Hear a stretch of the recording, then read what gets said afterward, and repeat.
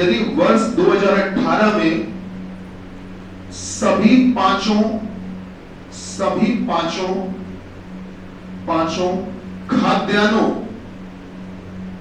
आप लिख रहे हैं बेटा, वर्ष 2018 में सभी पांचों खाद्यान्नों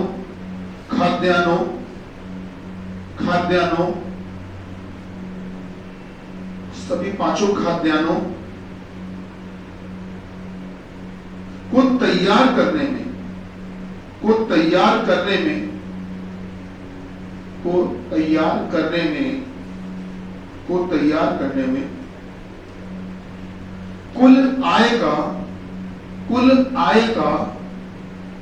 कुल आय का 60%, 60% लागत लगी हो।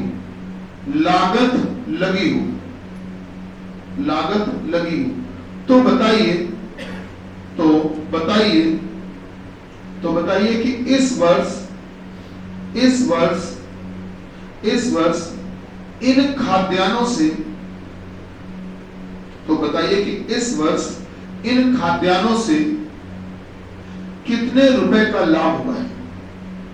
तो बताइए कि इस वर्ष इन खाद्यान्नों से कितने रुपए का लाभ हुआ है? भैया लिखा, आगे लिखिएगा बेटा, लिखिएगा। सभी 6 वर्षों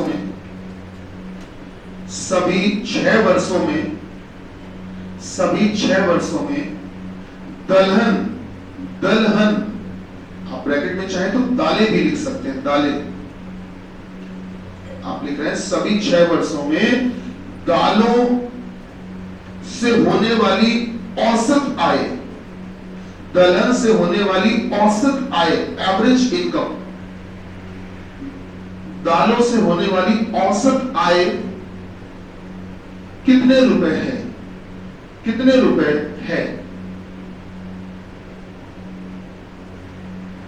ठीक है, अगला लिखिए सर, अगला लिखिएगा। वर्ष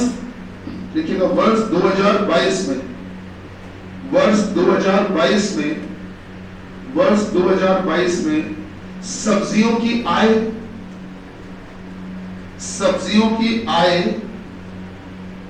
बेटा आप लिख रहे हैं वर्ष 2022 में सब्जियों की आय तथा वर्ष 2018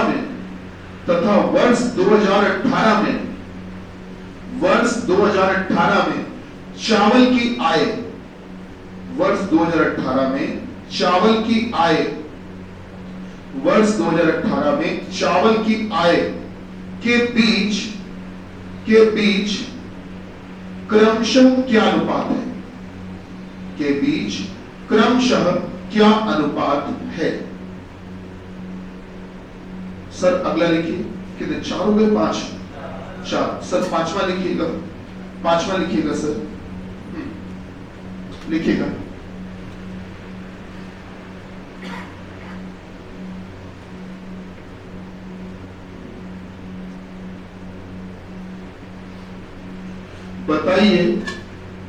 बताइए कि वर्ष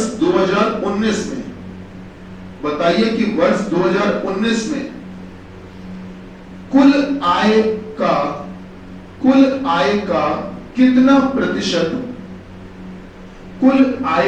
कितना प्रतिशत तिलहन से प्राप्त होता है? कुल आय का कितना प्रतिशत तिलहन से प्राप्त होता है? भैया लिखा, कुल आय का कितना प्रतिशत तिलहन से प्राप्त होता है? चलिए शुरू करते हैं। तो मेरे ख्याल से आप चाहें तो पहले प्रयास करेंगे क्या? चलिए पहले 2-3 मिनट का समय आप ले लीजिए, फिर अगले 2-3 मिनट हमारे, जल्दी से कोशिश करिए। इन 5 सवालों को ट्राई करिए, फिर हम बताते हैं कैसे सॉल्व होते हैं।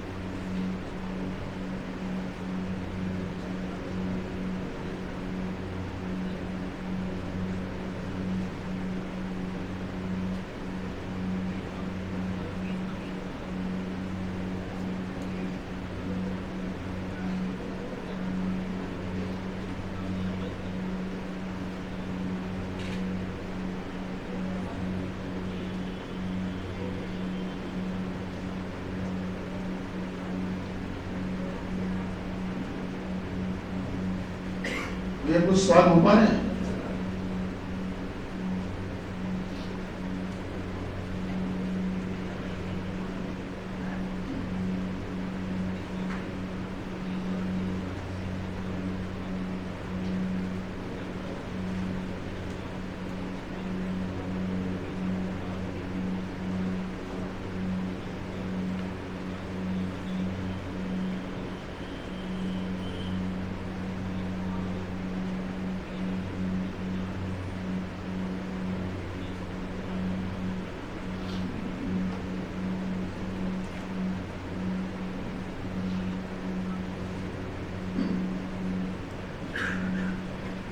पहला सवाल क्या था, पढ़ी थोड़ा सा लाउड पढ़ी। शाबाश। वर्ष 2020 में तिलहन से होने वाली आय कितने रुपए? देखिएगा, आपको एक तरीका बताते हैं, ये जितना भी लिखा हुआ है अगर आप डिग्री के हिसाब से निकालोगे तो आपको समस्या ज्यादा होगी। तो आपको हम एक सलाह देंगे, कभी भी आपको डिग्री में अगर वैल्यू दी जाए करे, वहां पर जो सर्कल बना हुआ है तो आप उसको फ्रैक्शन में बदल लिया करो, इससे आपका कैलकुलेशन आसान हो जाएगा। देखो कैसे बदलेंगे बेटा, बताइए ये एक गोला जो होता है, एक पूरा गोला, पूरा सर्कल कितने डिग्री का होता है? तो ये जो 360 डिग्री होता है, इसी को तो बांटा गया है, 120 डिग्री, 90 डिग्री, 60 डिग्री, 45 डिग्री, सबको जोड़ना 360 ही आएगा बेटा। तो 360 का कितना भाग तिलहन को दिया गया है? तो आप 120 दिया गया है, तो 120 दिया गया है 360 में से, तो 360 में से आप कैंसिल करो, कितना आएगा? 1/3। तो तिलहन के हिस्से में जो भाग आ रहा है 1/3 भाग आ रहा है। अच्छा, पूरी आय का 1/3 तिलहन से आ रहा है। अब दलहन के हिस्से में 90 डिग्री आ रहा है, तो पूरा डिग्री कितना होता है? 360। तो बेटा 90 डिग्री आ रहा है 360 में से, कितना आएगा? 1/4। तो दलहन के हिस्से में 1/4 आ रहा है, मतलब पूरी कमाई, पूरी आय जितनी भी होगी उसमें से 1/4 दलहन की होगी। अब चावल की बात कर लें, 60/360 डिग्री, बेटा कितना आएगा? 1/6 डिग्री, सॉरी 1/6 भाग, ये भाग हुआ चावल के हिस्से का। गेहूं की बात करें तो ये होगा बेटा 45/360, कितना आएगा बेटा? 1/8 भाग गेहूं के हिस्से का होगा, और इतना ही भाग सब्जी का भी होगा। क्यों ऐसा ही है? 45/360 डिग्री करोगे तो आप देखना ये आएगा 1/8, तो इतना भाग। अब हमसे बोला गया कि बताइए वर्ष 2020 में चावल बोला, कितना बोला, क्या बोला? तिलहन, तो तिलहन बोला ना शायद। तो वर्ष 2020 में तिलहन से कितना रुपए आया? तो पहले तो ये बताओ 2020 में टोटल आय कितने रुपए थी? कितनी? 40 लाख रुपए की। 40 लाख रुपए थी बेटा, ये आपकी जो आय थी वो वर्ष 2020 में टोटल आय थी, और इसका कितना भाग तिलहन के हिस्से में आएगा? 1/3 भाग। तो क्या 40 लाख का 1/3 कर ले बेटा? तो इसमें 1/3 का गुणा करते हैं, आंसर आएगा। ठीक है, गुणा कर लीजिए। हाँ बेटा, हाँ सॉल्व कर लिया, कितना आ रहा है? 13.3। तो 13.3 लाख हम बोल देते हैं, चलेगा? ठीक, 13.33 लाख। और चाहो तो इस रूप में लिख लो, 13 कितना है? 13,33,000, 33,000। तो 13,33,000 चेक करो, ज्यादा हो गया क्या? 3×6 सही है?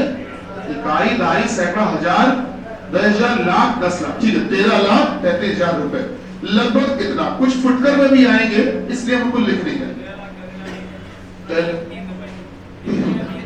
ठीक है, तो आप चाहें तो बेटा 13.33 लाख लिख दें, और या इस तरह से रुपए में लिख दें, तो 1/3 हिस्सा मिलेगा तिलहन को। चलिए अगला सवाल बोले, क्वेश्चन नंबर 2 क्या है बेटा?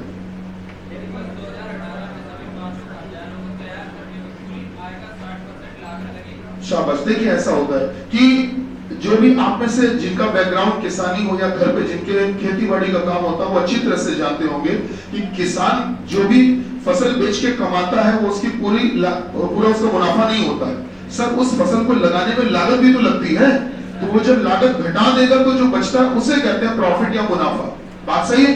तो देखिए हुआ ये कि किस वर्ष की बात कर रहे थे, बोलिए? 2018। तो बेटा 2018 में कुल आय कितने रुपए की हुई है? 50 लाख। तो 2018 में जो आय हुई है वो सर हुई है कितनी?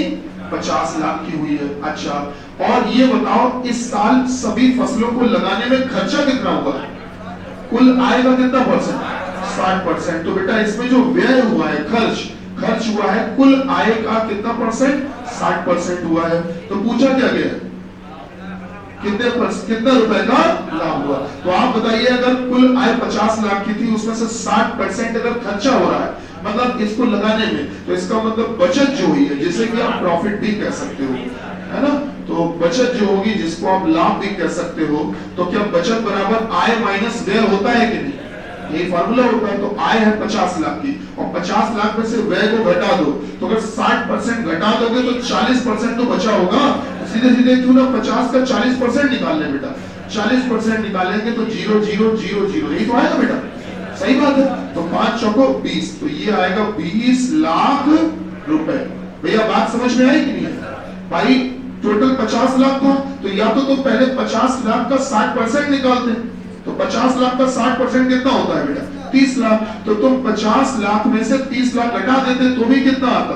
20 लाख आता। चाहो तो ऐसे करते या डायरेक्ट 40% निकाल देते। चलिए क्वेश्चन नंबर 3 बताइए सर। तीसरा सवाल क्या है, जल्दी बताओ।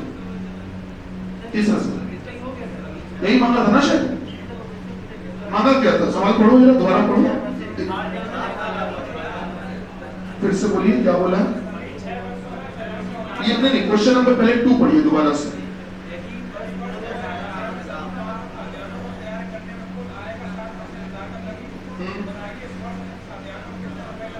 हो तो गया, सही तो भाई।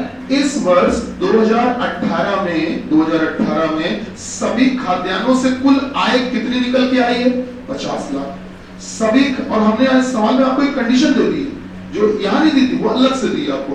क्या दी है कि इस वर्ष बेटा सभी खाद्यान्नों को पैदा करने कितना रुपए खर्चा हो रहा है? कुल आय का, पढ़िए लिखा होगा, कुल आय का कितना रुपए खर्चा हुआ है? 60% खर्चा हुआ है। तो अगर कुल आय का 60% खर्चा हुआ है, तो इसका मतलब कि इस साल में बचत कितने रुपए की आई? बचत कह लो चाहे लाभ कह लो, तो कितना रुपए बचा? तो बेटा 50 लाख में से 60% अगर खर्चा हो गया तो बचा कितना परसेंट? 40%। वही प्रॉफिट हुआ। सही बात है। किसान का प्रॉफिट क्या होता है भाई? उसने गेहूं की फसल लगाने में 50,000 खर्चा कर दिया, और आखिरी में जो गेहूं पैदा हुआ तो बिका बाजार में, तो बिका 30,000 का। तो इसका मतलब उसकी बचत कितने रुपए की हुई? 30,000 की हुई। तो वही बचत होती, उसी को लाभ कहा जाता है, उसी को प्रॉफिट कहते हैं। जल्दी से पढ़े तीसरा सवाल क्या है, बोलो बेटा। सभी 6 वर्षों में दलहन में होने वाली औसत आय कितने रुपए है? ठीक, सभी 6 वर्षों में दलहन में होने वाली औसत आय। चलिए पहले ईमानदारी से देख लेते हैं। तो ईमानदारी की बात करें तो वर्ष 2017 की बात करें पहले, तो 2017 में बेटा ये बताओ दलहन में कितना रुपया आप कमाओगे? तो वैसे 2017 की कुल आय कितनी थी? 60 लाख। तो 60 लाख का कितना भाग? 1/4 भाग। क्या यही तो दलहन का हिस्सा होगा? कितना आएगा? 15 लाख। अच्छा 2018 की बात करो बेटा, 2018 की कुल कमाई कितनी थी? कुल आय 50 लाख थी। तो 50 लाख का भी तो 1/4 दलहन के हिस्से में आएगा। कितना आएगा बेटा? 12.5 लाख। सही बात है। 2019 की बात करें बेटा, 2019 में कुल कमाई कितनी थी? 70 लाख। तो 70 लाख में से भी तो 1/4 हिस्सा ही तो दलहन का होता है। तो बेटा दलहन का हिस्सा होगा 1/4। कितना आएगा बेटा? 17.5 लाख। अच्छा 2020 की बात करें तो 2020 की कुल आय, टोटल इनकम, ग्रॉस इनकम कितनी है बेटा? 40 लाख। तो बच्चा 40 लाख का 1/4 तो तुम दलहन को दोगे, 10 लाख रुपए। 2021 की कुल कमाई कितनी है बेटा? कुल कमाई 60 लाख। तो 60 लाख का बेटा 1/4 हिस्सा ही तो दलहन के हिस्से में आएगा। और 2022 की कुल कमाई जो है वो है सिर्फ 30 लाख रुपए। तो 30 लाख का 1/4 बेटा 7.5 लाख रुपए। क्या दलहन से पूरे 6 वर्षों में इतने लाख रुपए की कमाई होने वाली है? तो कितने लाख रुपए की जरा टोटल करो, जोड़ो बेटा, जोड़ो। 77.5। तो बेटा सभी 6 वर्षों में दलहन से होने वाली जो कुल कमाई है वो 77.5 लाख रुपए है ना। लेकिन आपसे कुल कमाई नहीं मांगी थी, आपसे मांगी थी सभी 6 वर्षों की औसत कमाई। तो औसत निकालने का, एवरेज का तरीका निकालने का ये होता है कि जितने वर्षों को जोड़ा उतने से ही भाग दो। तो बेटा औसत ऐसे ही तो निकलेगा। चलिए भाग दे दीजिए 77.5 में 6 का भाग, बेटा कितना आएगा? 12.9। तो 12.9 लाख रुपए ये बेटा औसत आय आएगी सभी 6 वर्षों की दलहन की। चलिए अगला सवाल पढ़िए, क्या है बोलिए सर। हाँ हाँ हाँ, 1/4 कल, हाँ हाँ तो भी भैया क्या करना पड़ेगा? हाँ फिर से बोलिए क्या करना है? हाँ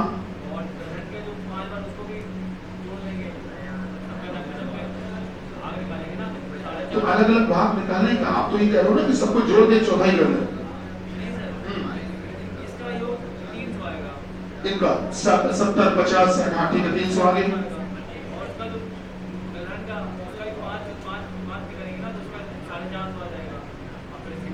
नहीं समझता, 300 आया सबका योग, दलहन का कैसे निकाले?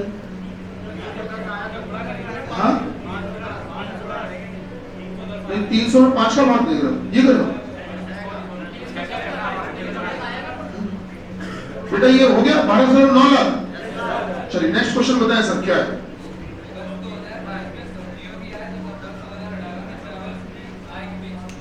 आपने हमसे बोला वर्ष 2022 में सब्जियों की आय, तो 2022 में सब्जियों की आय, तो पहले तो हमको ये बताओ भैया 2022 में कुल आय कितनी है?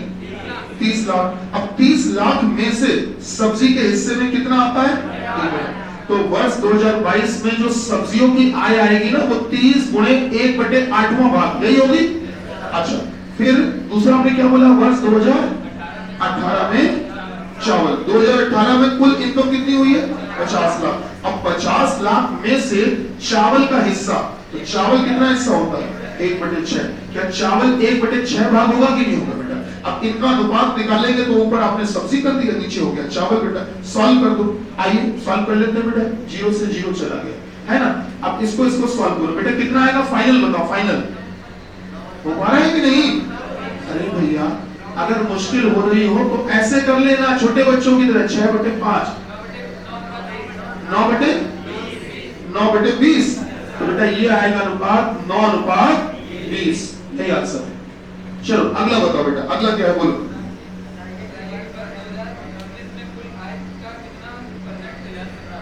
वर्ष 2019 में कुल आय का कितना परसेंट? तिलक से कोई दिक्कत नहीं है। आपको बताएं इस सवाल में आपको परेशान किया गया, ये अगर 2019 बोल रहे हैं, अगर 2019 ना बोलते, 2022 बोलते, 21 बोलते, 20 बोलते, 18 कुछ भी बोलते, सबका आंसर सेम आएगा इस सवाल में। जो सवाल बोला है इसमें सबका आंसर सेम आएगा, कुछ कोई भी साल बोल दे, कोई फर्क नहीं पड़ता। आप ये बताइए कुल मिला के तिलहन जो है उसके पास कितना 120 डिग्री का कोण है, ठीक है, तिलहन के पास 120 डिग्री का कोण है। अच्छा वैसे टोटल डिग्री कितने होते हैं? तो 360 में से 120 जो है वो कितना परसेंट होता है? यही मतलब होगा ना, तो कितना परसेंट होता बताओ बेटा? 33 सही, 1/3% कह सकते हैं। अब आपको रुपए तो पूछे नहीं है, परसेंट ही तो पूछे, परसेंट निकाल दो। अब इसके लिए आप मुझे बता दीजिए वर्ष कौन सा साल बोला था बेटा? 2019 की आय की क्या जरूरत पड़ी? कोई आवश्यकता नहीं। और अगर आप ईमानदारी से करते तो भी आता ही, तब भी यही निकल के आता। देखो कैसे आता, आप ये देखो कि 2019 में कुल आय कितनी है बेटा? 70 लाख। 70 लाख कुल आय है। अब उसमें से क्या तिलहन का हिस्सा चाहिए ना, तिलहन, तो बेटा 70 लाख में से तिलहन का हिस्सा होगा 1/3, ये होगा तिलहन का हिस्सा। अच्छा तो बोला ये गया कि वर्ष 2019 में जो तिलहन का हिस्सा है वो कुल आय का मतलब 70 का कितना परसेंट है, यही तो पूछा है सिंपल, कि जो 70 का 1/3 है वो 70 का कितना परसेंट है, मतलब कुल आय में जो तिलहन का हिस्सा है वो कुल आय का कितना परसेंट है। पढ़िए लिखा होगा कुल आय का, लिखा है बेटा। अब आप ध्यान से देखो, इसको जब आप सॉल्व करोगे तो आप मुझे बताओ क्या 70 से 70 कैंसिल हो जाएगा? कुल मिला के 1/3 गुणे 100 ही तो आएगा।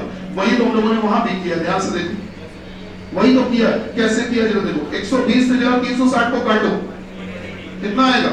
1/3 गुणे 100, वही तो है। तो आप बताइए क्या इसमें 70 लाख की कोई जरूरत थी? 70 लाख के बजाय अगर 90 लाख होता तो भी वही आता। अगर यहाँ पर 80 लाख होता तो भी वही आता। क्या फर्क पड़ता है? तो इस सवालों में आपको ये भ्रमित करने के लिए दी जाती है संख्या। आगे बताओ बेटा, अगला सवाल हो गया भैया, जल्दी से शीट दो सबको, जल्दी से शीट दीजिए।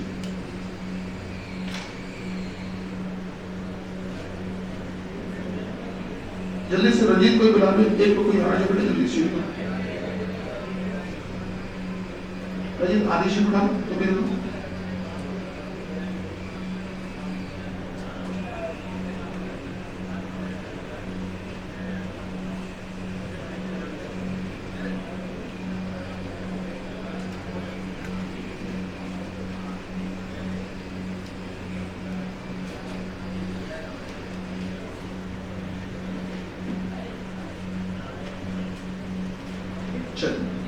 आइए देखते हैं सर, गौर करिएगा। इसमें एक सवाल है जो आपका थोड़ा सा जाना पहचाना होगा। ये हमने जानबूझकर दोबारा इसलिए करवाने के लिए दिया है आपको, क्योंकि इस सवाल से बेटा बहुत कुछ हमको सीखने को मिलेगा। जल्दी से शीट सब लोग मिल गई सबको? चलो शुरू करते बेटा। अपनी शीट में आप देखिए बैक साइड में देखो आपको एक डीआई दी गई होगी। डीआई दी गई बेटा, इसकी बेटा फोटो खींचो। एक डीआई दी गई होगी आपको बेटा, उस डीआई पे आते हैं। उसमें ये दिया गया है कि नीचे दिए गए आरेखों में से 3 परिवारों ए, बी तथा सी की सम्मिलित आय व सम्मिलित व्यय का विवरण दिया गया है। ठीक है, सम्मिलित आय और सम्मिलित व्यय का विवरण दिया गया। टोटल आय और टोटल व्यय का विवरण दिया है। तो देखो जरा 2016 में अब देखो 3 परिवारों की बात हो रही है। परिवार है ए, बी, सी। अब जरा देखो अपनी शीट में देखो जो गोला बना है, गोले के ऊपर आपको ABC लिख कर दिए गए। तो ए जो है उसको किस निशान से दिखाया गया है? गोले से। बी को किस निशान से? गोले से। और सी को त्रिभुज से। क्या मिले? ये तो हो गए सिंबॉलिक वे। तो ये पहचानने के लिए इन्होंने माध्यम बना दिए। अब आइए ABC की बात करते हैं। बेटा शीट दे दो। ठीक, तो चलिए 3 परिवारों की बात करें। 3 परिवारों की बात करते हैं, ABC। ठीक है, आइए देखते हैं।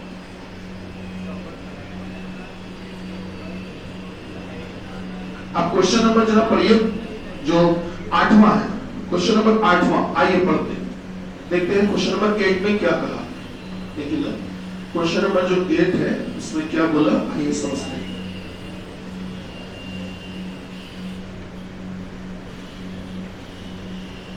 देखो हमने आपको एक चीज क्या बताई आज, कि अगर डिग्री में कभी भी कोण दिए जाए तो उनको आप बटे में बदल दिया करो। बटे में कैसे बदलोगे भाई? पूरा गोला कितने डिग्री का? 360। तो 360 में से कितना भाग होगा, बस ये बांट लेना। चलिए क्वेश्चन नंबर 8 पढ़िए। बताइए कि परिवार बी द्वारा वर्ष 2018 में किराए पर होने वाला खर्च, ठीक है ना, तो 2018 में किराए पर होने वाला खर्च। आइए देखते हैं जरा क्वेश्चन नंबर 8 को सॉल्व करते हैं। देखो बेटा, परिवार बी द्वारा वर्ष 2018 में किराए पर होने वाला खर्च। अब ये देखो जरा 2018 में, आप जरा चित्र में देखो 2018 साल में जो बी है, बी के ऊपर वैल्यू कितनी लिखी है? कितने हजार रुपए। आपको पता है बी को देखो बेटा, ए को इस निशान से दिखाया गया गोले से, और बी को किससे दिखाया गया? क्रॉस से, गोले से, और सी को त्रिभुज से। ऐसे ही तो है। तो अब आपको अगर बी देखना है तो आपको क्रॉस देखना है, क्रॉस। तो 2018 में देखो जो क्रॉस है उसके ऊपर क्या वैल्यू 60 लिखी है? 60 मिली? नहीं मिली, मिल गई। 2018 में जो बी है उसका आमदनी कितनी है? 60,000 रुपए। तो 60,000 रुपए आमदनी है बेटा। ये परिवार बी की है, परिवार बी की आमदनी है, आय है 60,000 रुपए। अच्छा अब आ जाओ गोले पे। गोले में देखो जरा कि किराए पे कितने % खर्चा होता है। भाई देखिए हमेशा ध्यान रखना, जो भी कुल आय होगी, जो भी परिवार की कुल आय होगी, जो भी परिवार की कुल इनकम होगी, परिवार की कुल इनकम होगी, इस पूरे परिवार की कुल इनकम में से जो खर्चा है, भाई टोटल महीने में जो कमाई हो रही है उसमें खर्चा भी तो होता होगा। तो वो खर्चा ही आपको गोले में दिया गया है। वो जो गोले में दिया वो खर्चा ही दिया है। अब देखो किराए पे कितने % खर्चा हो रहा है? 25%। तो अगर इतनी टोटल आय आई है तो उसका 25% किराए पे खर्चा हो जाएगा। तो बेटा इसका 25% ऐसे ही तो निकालोगे। ठीक है, चलिए ये हो गया परिवार बी द्वारा किराए का खर्चा। परिवार बी द्वारा किराए का खर्च, परिवार बी द्वारा किराए का खर्चा ये आया। अच्छा आगे बढ़ो। और परिवार ए द्वारा वर्ष 2020 में होने वाले भोजन पर खर्च। तो परिवार बी ए द्वारा, तो ए द्वारा किस साल में? बोलो बेटा 2020। तो ए द्वारा 2020 में भोजन पर होने वाले खर्च। तो पहले तो ये बताओ कि परिवार ए की 2020 में जो टोटल इनकम है, ए की 2020 में इनकम है कितनी, आय बेटा कितनी है 50,000। तो क्या 50,000 जो टोटल कमाई है उसमें से भोजन पर कितने परसेंट खर्चा कर रहा है? तो यहाँ देखो भोजन का परसेंट कहीं लिखा होगा, कितना परसेंट कर रहा है? तो क्या भोजन पे 15% खर्चा कर रहा है? 15% खर्चा कर रहा है। अच्छा, तो कह रहे हैं कि ये जो वैल्यू आई है और ये जो वैल्यू आई है, इन दोनों का अंतर कितना? पढ़िए, अंतर ही तो मांगा है बेटा, इन दोनों का डिफरेंस मांगा है, अंतर। चलिए अंतर निकाल लेंगे, कोई दिक्कत नहीं है। इसको सॉल्व किया बेटा कितना है? 15,000 रुपए आया बेटा। इसको सॉल्व किया बेटा कितना है? हाँ 7,500। इसका आया 7,500, ठीक 7,500। और दोनों का अंतर कितना निकल गया है? 15 में से 7.5 गया 7,500। सही। क्वेश्चन नंबर 9 में आइए। बताइए कि सभी 5 वर्षों में परिवार सी की औसत बचत कितने रुपए की? बचत का हमेशा फॉर्मूला होता है, ध्यान रखिएगा। बचत बराबर निकाली कैसे जाती है? आय माइनस व्यय। अब देखो यहाँ पर इन्होंने आपकी मदद की है, आपकी हेल्प की है। इन्होंने आपको इस फॉर्मूले को लगाने की जरूरत ही नहीं छोड़ी, इन्होंने आपको डायरेक्ट बचत दे दी है। चलिए, तो बताइए कि सभी 5 वर्षों में परिवार सी की औसत बचत, औसत बचत। तो अब एक काम करो, परिवार सी की जरा आय देख लो, आप आय देखो, परिवार सी की आय देखो, कुल आय सभी वर्षों में, कुल आय देखो बेटा, सभी वर्षों में कुल आय। तो सभी 5 वर्षों में, सभी 5 वर्षों में परिवार सी की कुल आय, सभी 5 वर्षों में परिवार सी की कुल आय। तो बताओ बेटा, परिवार सी जो है उसने 2016 में कितने रुपए कमाया? 80। और 17 में 70, बेटा 18 में 100, और 19 में 90, और 20 में 80। तो क्या सभी 5 वर्षों में इतना रुपए कमाया होगा? इतना रुपए कमाया होगा। अच्छा, इतना रुपए कमाया, अच्छी बात है। अब इसमें से उसने इस 5 वर्षों में इसने बेटा जो है वो किस पे खर्चा करना है? बचत। बचत कितने की होगी? अब जरा जो गोला बना है, जरा उस गोले को देखो कि बचत में कितना परसेंट लिखा है?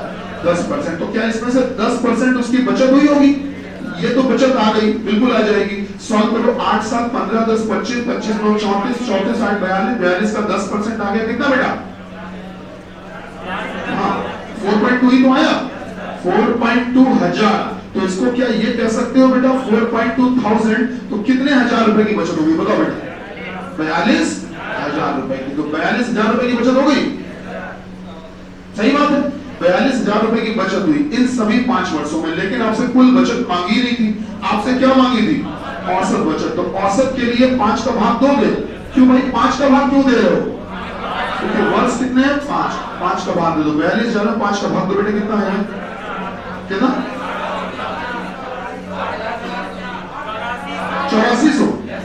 8400 रुपए, ठीक। ये आ गई औसत बचत। क्वेश्चन नंबर 10 देखिए। बताइए कि परिवार सी द्वारा वर्ष 2016 में भोजन पर किए गए खर्च, परिवार सी द्वारा वर्ष 2016 में भोजन पर किए गए खर्च। चलो सभी लोग बताओ, वर्ष 2016 में परिवार सी की कुल आय कितनी है? वर्ष 2016 में परिवार सी की कुल आय कितनी है? 80,000 भी कह सकते हो ना। तो वर्ष 2016 में परिवार सी की कुल आय जो टोटल इनकम है वो बेटा कितनी है? 80,000 रुपए। अच्छा 80,000 रुपए, ठीक है। तो इन्होंने क्या किया है कि भोजन पर खर्चा निकालना है, और भोजन पर खर्चा निकालना है। तो भोजन पे कितना खर्चा? तो अब ये देखो कि भोजन का परसेंटेज कितना है? 15। तो भोजन का जो खर्च आएगा वो बेटा कुल कमाई में से ही तो आएगा। तो कुल कमाई में से कितना परसेंट भोजन पे खर्चा हो रहा है? 15%। 15% हो रहा है ना। तो क्या 80,000 का 15% निकाल लोगे बेटा? कितना आएगा बताओ? 12,000। तो ये 12,000 रुपए भोजन का खर्चा आ गया। किस वर्ष का आया है? 2016 का है। और किस परिवार का आया है? परिवार सी का आया। चलिए ये तो आगे पढ़ो बेटा। और परिवार बी द्वारा वर्ष 2020 में किराए पर किए गए खर्च। तो बेटा वर्ष 2020 में परिवार बी द्वारा किराए पर, तो पहले तो ये बताओ कि 2020 में परिवार बी की कुल आय कितनी है? कुल आय है बेटा 70,000 रुपए, है ना? 70,000। अच्छा 70,000 रुपए कुल आय है। अब इसमें से परिवार बी जो है वो इसी वर्ष 2020 में किराए पे कितना परसेंट खर्च करता है? तो किराए का खर्च कितने परसेंट? 25%। तो क्या 70,000 में से बेटा क्या 25% किराए पे खर्चा होगा? 25% कितना आएगा बेटा?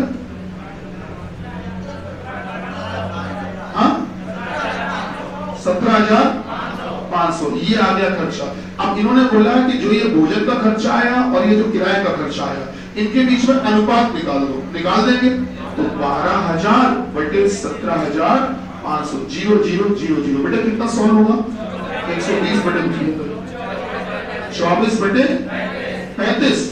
सर यही अनुपात है। अनुपात पूछा गया था 24:35। जल्दी से क्वेश्चन नंबर 11 देखिए, बहुत अच्छा सवाल है, बहुत इंपॉर्टेंट भी है। यदि परिवार सी द्वारा हाँ बस छोड़ दिए ना, नंबर कर दिए वर्ष बस हो गया। परिवार सी द्वारा वर्ष 2018 में की गई बचत को, अब परिवार सी की पहले तो उनको कुल आय बताओ। 2018 में परिवार सी की कुल आय बताओ कितनी? 1 लाख रुपए। बेटा आपने हमसे कहा कि वर्ष 2018 में परिवार सी की कुल आय, जो कुल आय है दैट इज 1 लाख रुपए, यही तो है। 1 लाख रुपए कुल आय है, ठीक है। अब इसमें से अगर आप ध्यान दोगे तो 1 लाख में से बचत कितने की करेगा? तो आपको पता है बचत जो होती है वो 10% की होती है। तो 10% की बचत होगी तो 1 लाख का 10%, बेटा 1 लाख का 10% कितना आएगा? 10,000 रुपए यही आएगा। ये बचत होगी। अब इस परिवार ने पता है क्या किया? ये पैसा इन्वेस्ट कर दिया, बैंक में जमा कर दिया। उन्होंने 2018 के साल भर में जो बचत हुई, पूरे साल भर में उस बचत को इन्होंने बैंक में जमा कर दिया और अगले 1 साल के लिए किया। तो क्या पूरे 2019 के लिए जमा किया होगा? और कितना 1,000 रुपए? 10,000 रुपए। और बैंक ने इनसे वादा किया कि जब आप हमको साल भर तक इतना पैसा जमा करोगे तो हम आपको 40% ब्याज देंगे।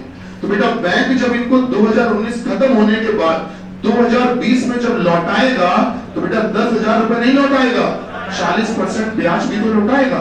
तो बेटा कितना 1,000 रुपए लौटाएगा? 14,000 रुपए लौटाएगा, ठीक है।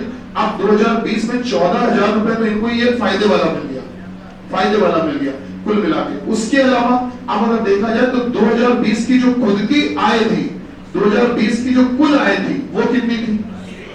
बोलो बेटा कौन सा परिवार है, किस परिवार की बात हो रही? परिवार सी। तो 2020 की परिवार सी की कुल आय कितने रुपए थी? 80,000 रुपए थी। तो अब अगर देखोगे तो बेटा जो ये 2020 में जो ये पैसा मिला है ये भी तो आय के रूप में मिला है, और ये भी आय है और ये 14,000 भी आय हो गई। तो कुल मिला के 2020 की जो वाकई में कुल आय आएगी 2020 में परिवार सी की कुल आय जो आएगी वो अब 80,000 नहीं कहलाएगी, वो कहलाएगी बेटा 94,000, ठीक है। कुल आय 94,000 आ गई। अब इनको करना क्या है? कह रहे हैं कि बताइए कि अब जो ये कुल आय है इसमें से शिक्षा पर कितने रुपए खर्च करेगा? तो ये बताओ शिक्षा पे कितने % कर रहा है? 20%, 30%। तो शिक्षा का जो खर्च आएगा वो आएगा 30%। तो बेटा 94,000 का 30% निकाल दो, 28,200 रुपए इतना खर्च आएगा यहाँ से, ठीक है।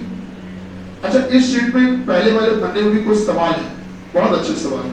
एक काम करेंगे कि हम आपको आपके बैचेस में या अलग से भी बुला के ये आगे वाले सवाल भी सॉल्व करवा देंगे, ठीक है। एक आपकी डीआई की शीट रह गई होगी और एक सवाल ये वाला, ठीक है, ये हम करवा देंगे अलग से क्लास में रख। चलिए आप सभी को शुभकामनाएं, पेपर बढ़िया से देना।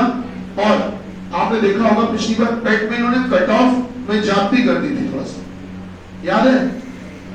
नॉर्मली सबको लग रहा था कि हम सब पास हो जाएंगे, पेपर बहुत अच्छा हुआ था, लेकिन जब कट ऑफ आया था उन्होंने जब पास डिक्लेयर किए थे तो परसेंटाइल ज्यादा मांग लिया था, याद आ रहा है कि नहीं?